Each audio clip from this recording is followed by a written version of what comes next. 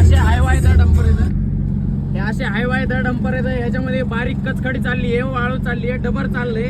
ह्या डंपरच्या वर काही झाकलेलं नाहीये. मोटरसायकलला इतका धोका आहे हो की यांच्या डोळ्यात येऊ शकतं, पडू शकतं. याच्यामध्ये जर एखादा लहान मोठा खडा असला तर या कारवर लागू शकतो आणि कारचा समोरचा काच सुद्धा फुटू शकतो.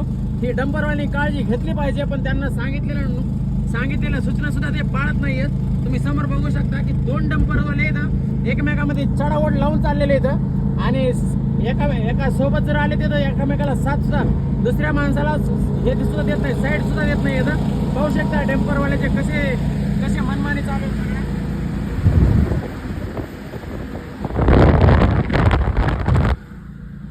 बघू शकता किती भरलेले हे.